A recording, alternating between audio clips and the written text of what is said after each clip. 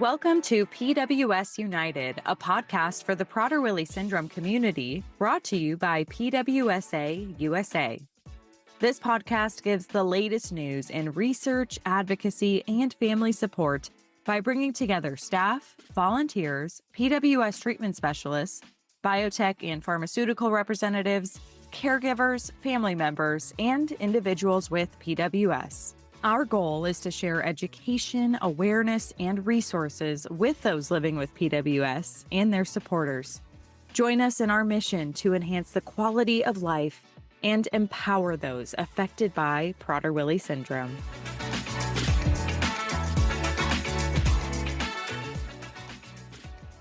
Hello, I'm Elaine Towle, Advocacy Specialist with PWSA USA and mom to James, age 39, who lives with Prader-Willi syndrome. This interview is part of a podcast series exploring sibling advocacy. We are interviewing siblings of people living with PWS and exploring what sibling advocacy looks like at the kitchen table, at school, at the State House, maybe in IEP meetings or clinic visits, and everyday moments that change how a community shows up. Today, I'm joined by Hannah and Alex Garrick, both siblings with a brother with Prader-Willi syndrome, who they'll introduce in a minute. A quick note before we start, our conversation may touch on some sensitive topics like medical experiences or challenging behaviors. Just take care while listening. Okay, let's get started. Hi, Hannah and Alex. Thank you for joining. Thank you. Hi. Hello. Hannah, could you just kind of tell me about your family structure? Tell us a little bit about your brother and how you all fit age-wise. Well, my name is Hannah. I was the second born child. I am 24 years old. I have a older brother named Christopher who is he's in his 30s. He's 32. I have my brother Alex and Sophie who are twins. They are 22 or 21. 21. 21. I should know this. And then my brother John, who is the youngest. I believe he is 19 going on 20. He's 20. Yeah. Ought to be. Love having siblings together. You guys are going to go back and forth just like I would with mine. This is great. So Alex, tell me about John. What makes him unique? A lot of things. I'll tell you one story he's very outgoing, very funny. He loves to talk to people. He loves to make friends. He makes a lot of friends. One story that I always remember is when he got upset. He ran away and we were looking for him. This was when he was a kid, baby. And he was in his diaper. He ran away in the winter, or not in the winter, it was towards the winter, fall-ish. And he ran away and we're looking for him. And all of a sudden I see him actively walking while this guy's in his pool. He walked in this guy's pool in his diaper.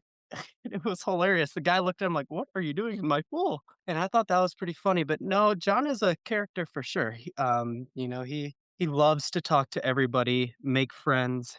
Yeah, that So sounds like my son. My son's 39. He loves to talk to everybody and make friends as well. So, Hannah, what's your earliest memory of realizing Prader-Willi syndrome was part of your family story? One of my earliest memories was when we became known in the community. When John would break out, which was a lot, we would have this thing called the neighborhood watch where everyone would look for John and then they'd give my mom a call. And then that's when I knew from there on forward that this is it. This is him. This is so real. I love it. So, yeah, that was one of my earliest moments. No secrets with your family because No. everybody needed to know. How about you, Alex? Do you have another early memory that kind of clicked with you and you realized your family life was a little different? well, yeah, I guess very early on when a lot of his behavior started happening at a young age, that's when I kinda noticed.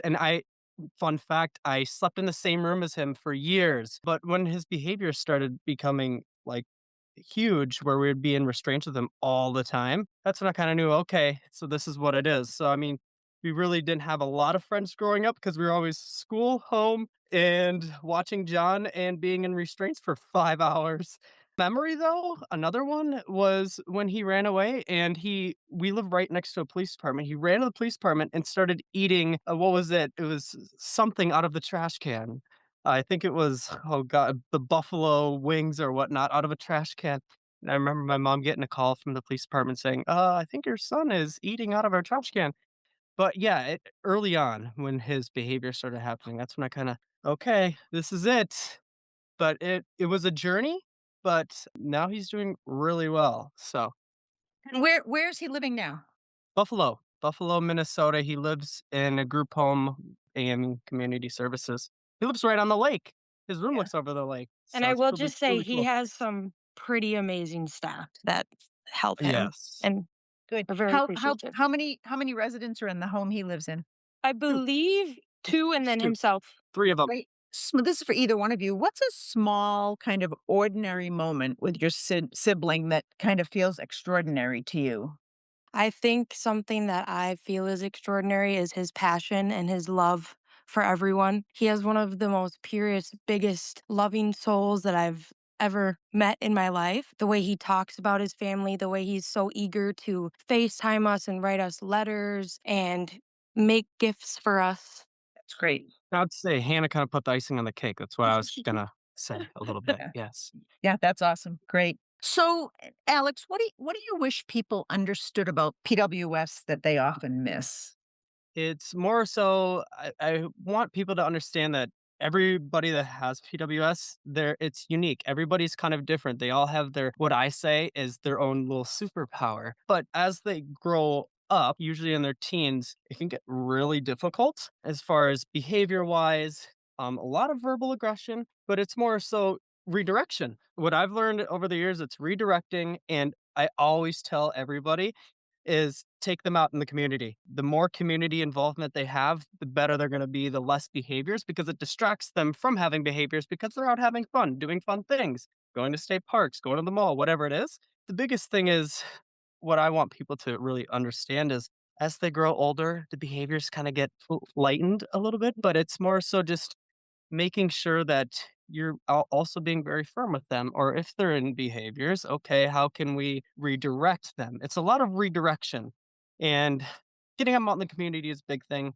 The redirection, and if verbal aggression ever happens, which it does a lot, it's agreeing with them. What I've learned over the years, oh, I'm not going to eat anymore. Okay, let me know when you want dinner. That type of stuff that I see a lot, but it's more so just a lot of redirection and just being there for them, understanding them, and bringing them out in the community. That's the biggest thing that I always tell people. Bringing them out, it distracts them from behaviors. So yes, You work for the AME system, don't you? Yes. yes, I'm a program coordinator. Okay. Just actually became the program coordinator at Phelan on Monday, but I've been with AME for almost 5 years now. How about you, Hannah? I've been with AIM since I was 16, so I think I'm going on 7 or 8 years now.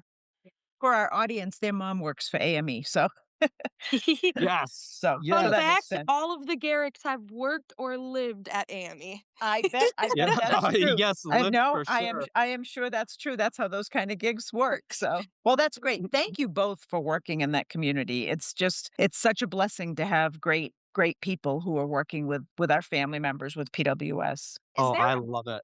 good. Hannah, is there a myth about PWS that you'd like to retire? That behaviors are intentional because they're not. Most behaviors are their way of trying to communicate something, and it is you have to be patient. You have to be articulate with the way you word things. And I think at the end of the day, all they want is to feel respected and loved and cared for. No, I think you're 100% right. That's great. So when you hear sibling advocate, what does that what does that mean to you? What does that look like in your life? Let's start with you, Hannah. What that looks like for me is if John calls me and says that he's having a bad day and that there's a certain staff member that he's not agreeing with or he straight up just doesn't like. I sit down and I talk to him and I ask him, "Well, why, buddy? Why are you feeling this way?" To get to the root, the deeper meaning of why he's upset. And that's kind of how I help him, is just listening and being there to give him advice. Great. How about you, Alex? I What would is sibling agree. advocacy? Yeah, what does sibling advocacy mean in your life? It means to obviously to advocate for like John, advocate for him. Okay, if he's in a rough situation or he's in a disagreement with somebody, how can I help you or help him cope with it? So let's say he's having an issue with one of the staff. Okay, why is the staff? why are you having an issue with the staff? Okay, what can we do to cope and calm down, but also come to an agreement with staff? Or it's redirecting him. Prime example, he couldn't get his iPad to work. And I was like, oh, this is going to turn into a big behavior. Okay, let me advocate for him. I went to his group home and set up his iPad for him. I was like, "All right, we'll go out to lunch too." And no behavior after that. He was happier than ever. So it basically is like just making sure, I'm always answering my phone when he calls and just being there for him.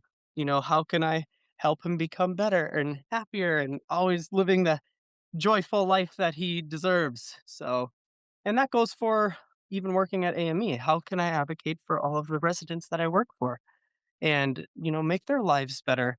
There's going to be ups and downs, but it's more so how can I redirect you and make you understand your problem in a different way where this doesn't become a behavior. Yeah, So that's it's great. it's rewording things, not being so blunt with them, but rewording it in a way where you're calm and it doesn't make them even more upset because once that anxiety starts hitting, it's almost like game over, but Yeah. it's a lot of redirection and coming up with a plan. I have always came up with, I'll write down, okay, here's the plan because everybody that I've met that has PW, it's like they're so regimented on their plans. If Their if you're not there structure. by 7 o'clock, yeah, their structure. If you're not there by 7 o'clock, oh, it's a meltdown. So it's like, okay, I'll write all these things down for you. You have this at 7, you have this at 10, you have and so having a good a structure of when they're doing things, what time, and making sure you're there on time too. Yeah, that's interesting. We're going through some medical stuff right now, and that's what people who aren't familiar with PWS don't understand. If you say it's at 10 o'clock, it's at 10 o'clock. Mhm. Yeah, Mhm. yeah, yeah. How do you decide when to speak up for your sibling as opposed to kind of stepping back and kind of supporting them, kind of speaking for themselves? Do you guys have examples of that? So where I step back, if one of my residents, which is prime example, she is very regimented on, what she has going on. And if it doesn't go her way, it's the highway. But it's more so when she is screaming and hollering and slamming doors and making snarky comments, that's where I back off. I let her calm down before then I step in and be like, okay, Megan, how can we help you through this situation? So backing off is like when I back off of, away from they're having a behavior is when they're being really loud and slamming doors. And, because when you talk to, let's say, for example, if I talk to her while she's actively mad, it's just going to make her even more mad. So kind of backing off when they're already upset because they're going to keep getting more upset. That could turn into physical aggression or more verbal aggression if you try to intervene while they're upset. So it's backing off to let them calm down before coming up with a plan when they are calmed down. I would say for John, when let's say I have him come over for the weekend, he has a brand new room in my brand new house. Whenever he comes home from the group home, he is more expressive about food. So, what I like to do to help him is take him for a car ride, light a candle. He loves candles, by the way. Candles are his thing. Or read a book or go to the mall. Do little things like that to help redirect his mind onto something else. Have either of you had a role in doing any healthcare things with John?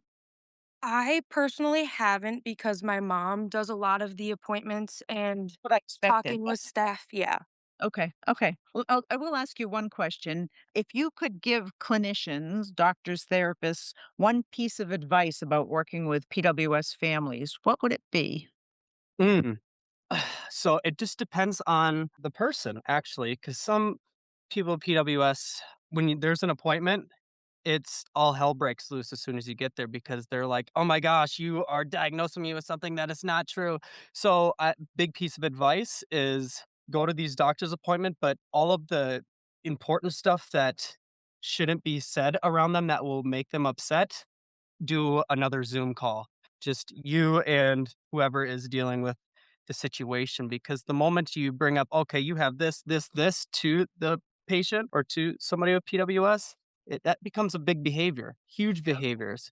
So having a separate meeting with the doctor to go over important things that shouldn't be said around a unique person with PWS because that can cause a lot of behaviors, and I see it happen all the time.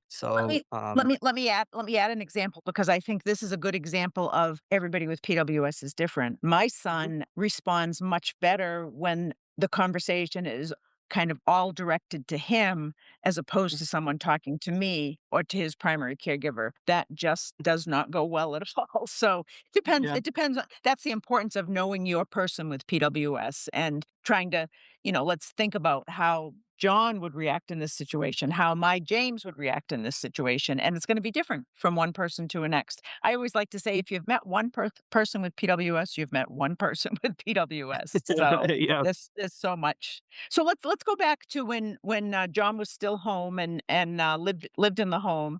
How did PWS kind of shape your family routines and roles? Kind of the good and the bad. What was better, what was harder? Hannah, go ahead. You want to start?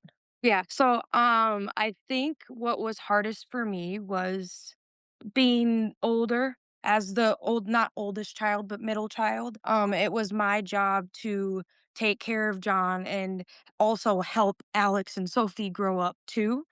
So it didn't necessarily prevent me from growing up, but in certain ways it kind of did. And then the behaviors started, and oh boy. Me and my mom just constantly would have scratches all up our arms. We would have clumps of hair hidden in every single corner that you can find. And to say that it didn't affect us mentally would be an understatement. But I think as times have gone by and now that John is like in the best house that he could be in, times are so different now and we can breathe and be at peace knowing that he's okay now.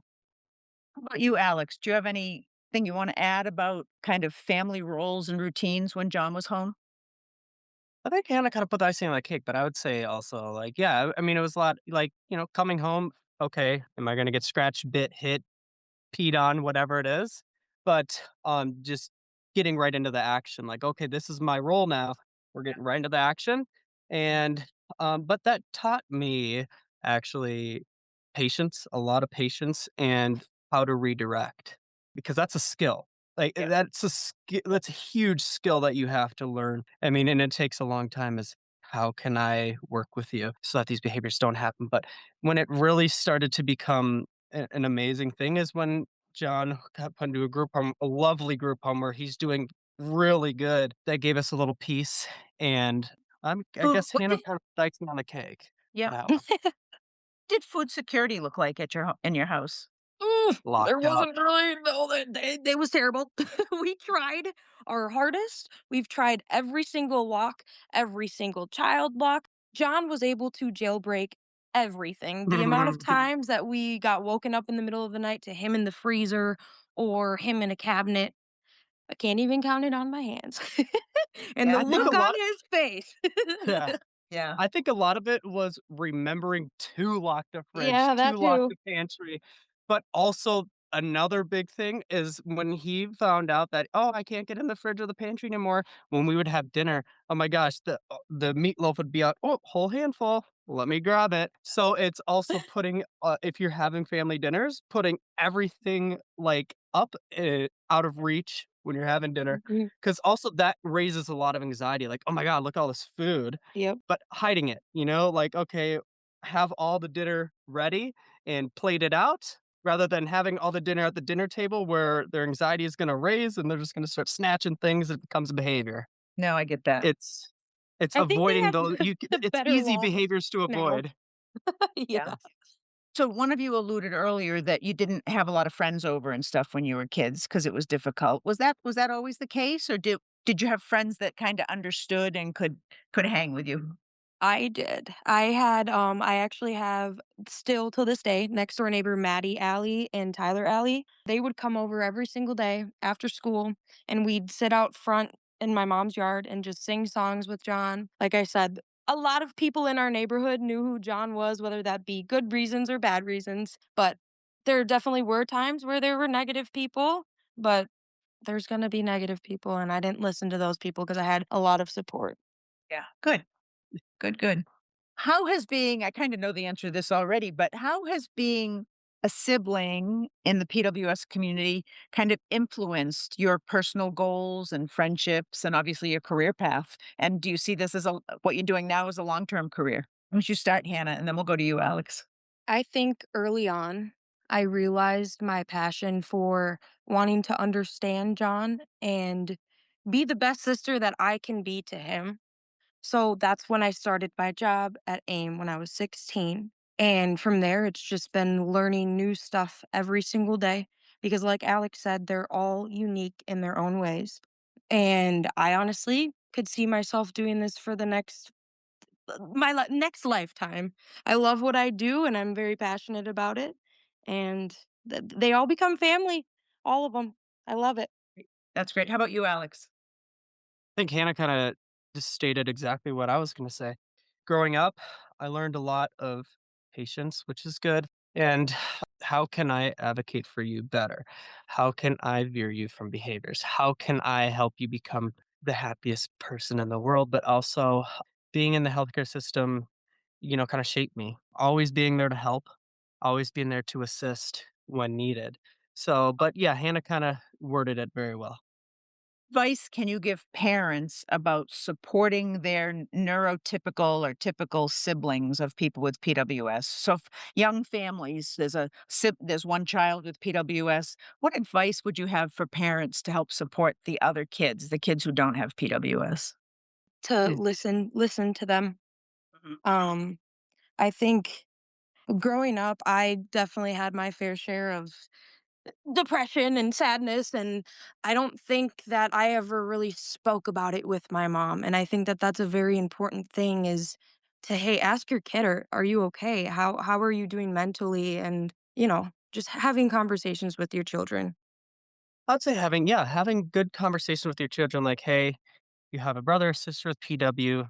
This is what it is. I mean, but also being there for your brother or sister that have PW. But yeah, a lot of it is having good communication with your kids of okay, what roles are each of your kids going to take to help your brother or sister with PW. But I think also a lot of this is like, okay, guys, we have to lock everything up. We have to have dinner separately, whatever it is. But yeah, I'd say a lot of that. But as far as if like how can the parent help their child with PW, it's a lot of redirection, advocating, and just always being calm and patient.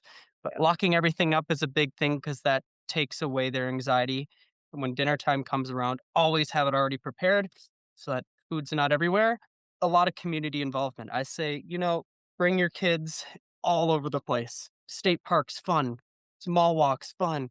Doing fun things with your kids. And I think that's a big thing is a lot of family time is needed if you have a kid with PW, always being out in the community, huge thing. Message would you have, Alex, for younger siblings just starting this journey?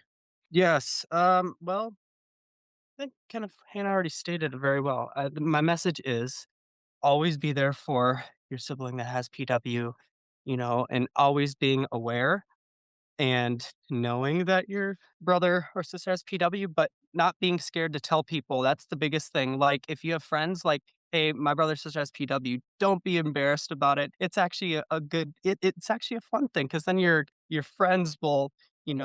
I've seen it is they'll just go right into it like, "Oh crap, having a behavior, I can help." Those types of Mhm. things, but just don't be shy to tell people that your brother or sister has PW and embrace it.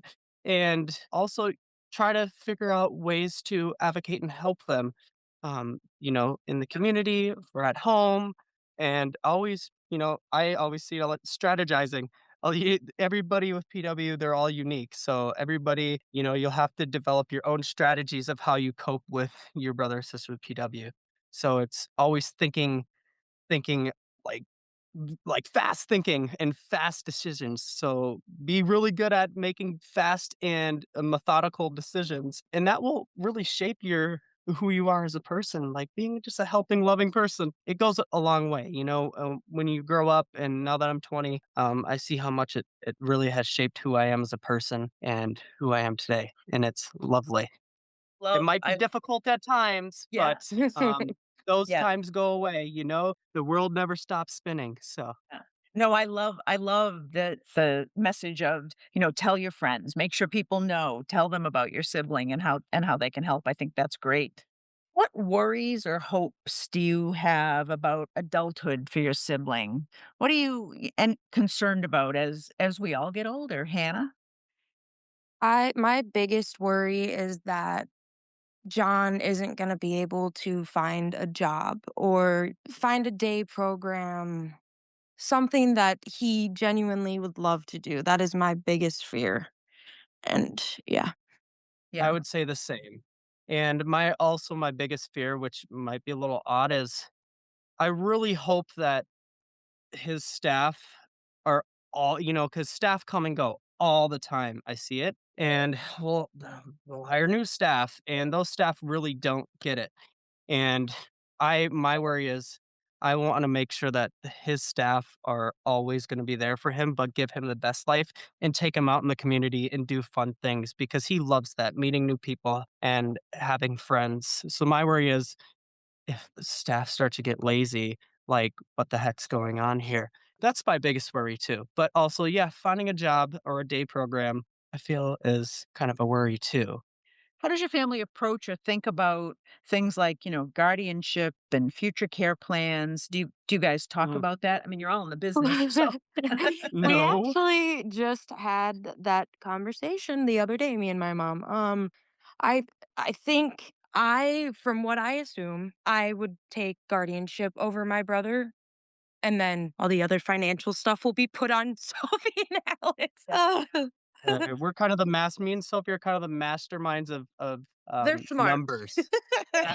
No, that's great. Everybody has their role. That's the advantage of Yeah. having a big family. My son only has one sibling, so so Yeah, she so that one sibling's taking over. No, yeah. and it's great because Hannah, I talked to my mom too about this, and we all agreed Hannah is the one for guardianship because she's amazing and she's outgoing and she does her thing as Thank far you. as good decision making and everything. So yeah, I mean it'll be good. So Hannah will take guardianship one day. Somebody who's listening to this when it publishes wants to help the Prader-Willi community today. What would you suggest? What would you suggest as a concrete action? Somebody says, "Wow, I really feel the passion these guys feel. I'd like to do something for the PWS community." I got What one. Okay. Opening up a program where people can come and go, like, what are good ideas to what are good like community ideas to have fun with my kid with PW. Like a good structure of like, okay, you can go to state parks or all these cool fun things. Like somebody that's there to help with good ideas. Cause I see all the time people don't have ideas. They're like, what do I do all day? Yeah. Well, here you go. So a planner for community involvement. Cause I always say it and I'll always say to the day I die, community involvement is the biggest thing.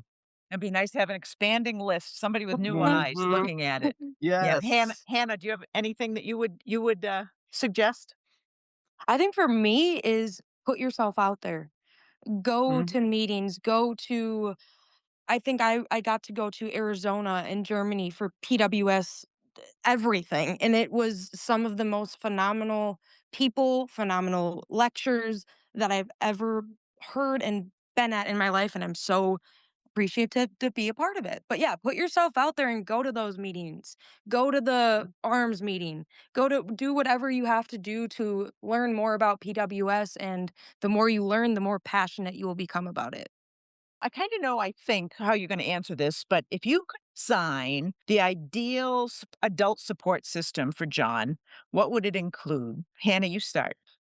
I hate to say that he already has it. His group home is so phenomenal with him. He is doing stuff constantly all the time. And Do you guys know how blessed you are that you have that? That just doesn't Oh, happen. I know. That doesn't happen No. everywhere. So that's amazing. yeah, his staff And let us know everything. Like Yeah. we get videos, like professional videos of him at like state parks and at corn mazes and stuff like that. And the smile on that kid's face will make you cry. That's awesome. How about you, Alex? Anything that's missing that you would have included in the ideal support system? No, I think Hannah put the icing on the cake. I mean, yeah, John has a great support system, but I think the support system should just be a lot of evocation or advocating and programs. There needs to be, like day programs, whatever, and programs set in place for them on a day-to-day basis. They all love to be busy, whatever it is, but everybody at PW has their own unique superpower, I call it. Yeah. So finding out what that superpower is Yeah. and going full force at it. How can I help you enjoy what you're doing and how can we expand it? And day programs, also a big thing. Community involvement, I'll say it till the day I die, and just doing fun things, thinking on the top of your head. Big thing is I always tell John or residents, pick northeast, south, or west. That's the way we're going. We're going to drive north today. And then reading road signs. Oh, this is something cool and fun to do. Let's pull off to the side of the road and let's go do that. Fun. That could be exploring a new cave or something. Yeah. All right. All right. I'm gonna ask you just some rapid fire things. One or just quick 1 or 2 word answers. Yeah. So Hannah, what's one myth about PWS that you'd bust in a sentence? That behaviors are intentional. That's perfect. Alex, what's one policy change you'd make tomorrow if you could? Some day programs, their policies are like, we can't do bag searches or take anything away from a resident. And that causes a lot of problems. It's just happened to me where one of my residents was getting a bunch of food from somebody and I caught onto it, called their day program, and they can't do anything about it. That's the policy I would change is like a restriction of food. Like if once they get into work, boom, we need to check your bag, make sure you're not, seeking food from somebody. So it needs to be more strict with people at PW. But Yeah. obviously in these day programs, everybody is unique. Everybody has different disabilities. So the rights are kind of restricted. I mean, they don't have a lot of rights restrictions, but I think in the unique situation of people with PW, the food seeking is the biggest thing. I think that there should be bag searches and searching lockers or whatnot because that can be that can be a big issue, life threatening. Yep. No, good. Thanks. All right. Another one for you, Alex. One moment of joy with your sibling that you'll never forget. There's a lot. I would say when we went to Valley Fair, he loved it. I would say, yeah, bring him to Valley Fair, but also a lot of moments are just like having fun, doing fun things, exploring new areas of Minnesota. That warms my heart a lot. It's spending quality time with my brother, bringing him to Valley Fair. It was so fun. He had a lot of fun and he's just running around, going from ride to ride, running them like going on these rides like 5 times. And I'm like, golly, I try to go on all these rides and I start getting like whiplash, like dizzy, and he's just Yeah. Yeah. doing it John all. I'm doesn't like, know what how are you? whiplash is. Yeah. I That's know, no, he's that's he's awesome. just going Okay, crazy. Hannah, last question. This one's for you. One word for what sibling advocacy means to you, and then tell a little story behind it if there's a story. To listen to your brother or sister. A story behind that is I think I kind of touched on this, but John recently told me that he was having an issue related with staff. A while back, John went to a day program and got, I hate to say this, assaulted by one of the staff at the day programs. And he remembers her name and he's remembered that since the day he's been little. And that constantly causes issues with staff that look like her or act like her. So I think listening to your brother and letting them know that it's okay, everything's gonna be okay. I think just listening to them and just giving them good advice. Well, thank you guys. I really appreciate both of you taking the time. Your story is different than some of the other stories we've heard. You guys had some challenges, some real challenges, but it sounds like John is in such a great place right now. It's really very encouraging. I think it will be encouraging for our listeners as well.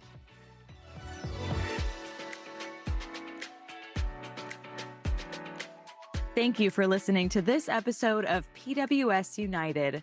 If you want to learn more about Prader-Willi syndrome and how PWSA USA is making strides in advocacy, family support, and research, visit www.pwsausa.org. And while you're there, we encourage you to sign up for our Pulse email newsletter to stay informed about the latest news, resources, and events. Don't forget to subscribe to the PWS United podcast so you never miss an episode. Our team is always available to support families and their loved ones living with PWS 24 hours a day, 365 days a year. You can call us at 941-312-0400 or email info@pwsausa.org. Catch a new episode next Tuesday, and until then, have a great week.